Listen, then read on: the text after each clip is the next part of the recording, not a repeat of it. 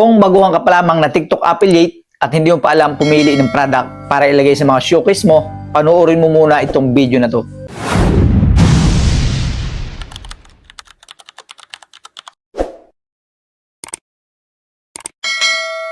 Hi guys, ako nga pala si Rix at welcome dito sa aking channel, no? Dito sa Extra Kita PH. Kung bago ka pa lamang dito sa aking YouTube channel at hindi ka pa nakalike, pwede bang pa-like naman ang video na to? And siyempre, subscribe mo na din. At sa mga hindi pa nakakalam, no, is nagsishare tayo dito sa channel na to ng mga pagkakitaan natin, no, dito sa online. Na kahit nasa bahay lang tayo is pwede tayong kumita dito. So sa video na to guys is pag-uusapan natin kung paano nga ba pumili ng mga product, no, ng mga tamang product para sa pagiging isang TikTok affiliate. Ito yung mga product guys na ilalagay natin sa mga showcase natin. Lalo-lalo na sa mga baguhan, no, na hindi pa alam kung paano maglagay ng product sa showcase nila. Yeah, make sure lang guys, no, na nakapag-apply na kayo dito, na affiliate na kayo, 600 followers na kayo. Yan, kasi pag wala pa kayong 600 followers, hindi pa kayo makapaglagay or hindi niyo pa makikita yung mga laman ng showcase ninyo. Yan, sa mga hindi alam, yung showcase pala guys is yung parang tindahan natin. Lagayan ng mga product na binibenta natin. Doon natin siya ilalagay. Pero doon natin yung kukunin sa marketplace, yung mga product na to. So, kaya may cellphone tayo guys. Papakita ko sa inyo kung paano ba pumili ng tamang product, no? Hindi kasi guys pwede na basta-basta na lang tayo mag-add-add, di ba? Halimbawa, nakakita ka ng product, katulad niya, mga product na yan, di ba? Hindi pwedeng pag nagustuhan yung product, i-add mo na lang. Dapat may tamang product tayo. Alam natin kung paano pumili. So, panoorin nyo ito mga boss hanggang dulo dahil napaka-importante nito mga boss na malaman nyo kung paano ba pumili ng product bago ilagay natin sa mga showcase natin. So, ngayon guys, pupunta tayo sa account natin. Papakita ko sa inyo. Kung wala kayong 600 followers, kung mapapansin nyo itong TikTok Shop Creator, ito yung pinaka-showcase natin. Yan, mga daming product yan. Kung wala pa kayong 600 followers dyan guys, hindi nyo pa makikita yung mga product na yan. Ito yung sinasabi ko sa inyo na pinakatindahan natin yan. Di ba? Iba-iba yung nakalagay.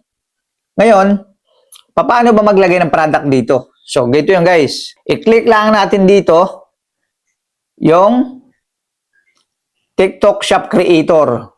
Yan o, TikTok Shop Creator Center. Click natin yan. Okay. Ngayon guys, makikita naman ninyo dito yung hanapin nyo lang dito yung ito, Product Marketplace. Click nyo yan. Nandito na yung Marketplace. Mamimili ka na dito ng mga product na gusto ninyong ibenta or ilagay sa showcase ninyo. So, di ba sabi ko kanina, hindi tayo pwedeng click lang ng add. Yan, nakalagay add, di ba? Yan, add. Hindi pwedeng gano'n. Kailangan i-check muna natin isa-isa yung shop or yung product. So, ngayon gagawin natin guys, pipili tayo ng isa. Halimbawa, itong extension na to, click natin muna yan bago natin i-add to. Click muna natin. So, mapapansin nyo mga boss, okay ito mataas yung ratings niya. Makikita nyo, yung star, makita nyo dito yung ratings, yung star, 4.9. Yan, pag pipili tayo guys ng product, ganito. 4. Basta ang nakalagay diyan guys, 4.0 pataas, 4.0, 4.5, 4.9, di ba? Pero pag nasa 3 na yung ratings guys, huwag na nyo piliin kasi medyo mababa na yung ratings niya. Basta 4 pataas. So ngayon, i-check nyo din guys yung commission niya. Baka mamaya, dito makikita nyo yung rate na yan. Baka mamaya, ang liit naman ang commission. Halimbawa, 1% lang sila. Pero mga 5% pataas yan, pwede na yan. Kasi, tinan nyo ang liit ng commission. Kung ganong kaliit, pili kayo, hanap kayo ng iba. So, halimbawa, pili tayo dito. Halimbawa, itong katulad nito, itong parang Christmas light. Click natin. Itong Smart Fireworks. Click natin yan. Then, makikita ninyo guys, mataas yung ratings niya. 4.5. 4.5 siya. And, yung sold ng product niya, 83,000 na. Di ba? Ibig sabihin, napakaganda nito. Mabenta siya. And ngayon, makikita naman ninyo yung pwede natin kitain, yung commission is 37 pesos. Di ba? Napakaganda nito. Ngayon, hindi pa to mga boss hindi pa okay to kung hindi niyo alam yung stock niya. Kailangan malalaman natin kung maraming stock. Kasi mamaya pag add natin, hindi natin nakita na wala na pala stock, di ba? Kung magkukunti na. Ngayon, i-click nyo lang to, yung pinaka-commission nyo. Click nyo, lalabas yung ano niya. Malalaman natin dito guys kung ilan pa yung available na stock niya. Yan, makikita nyo guys, oh. Di ba? Mayroon pa silang stock na 13,000. Napakadami pa nito. O, pwede nating add yan. Kiklik na lang ninyo ito guys, ha. Yung add to showcase. Yan, click nyo yan. And, matadirect na yun guys. Mapupunta na yan sa tindahan natin, sa showcase natin. O, di ba? Di ba? Ganun guys, ang pagpili ng product. Yung tamang product. Dapat mataas yung ratings. Kahit kukunti yung benta niya guys. Okay lang yan. Basta mataas yung ratings niya. And, yung pinaka-stock niya. So, ngayon guys, hanap ulit yun, diba? So, halimbawa naman ito, yung pinaka-ano ng motor, yung pang-wax ng motor, pang-pakintab. Click natin ulit. Basta tuwing pipili kayo guys ng product, i-click nyo yun. Wag muna ninyo i-add. Kasi titingnan muna ninyo kung ilan yung ratings. Yung star dito guys, yung color yellow na yan, nakikita nyo yan? Tingnan ninyo kung may nakalagay diyan 4.0 pataas. Di ba? Pag 3, hanap na kayo ng iba. So ngayon, nakita naman natin 4.6, mataas siya.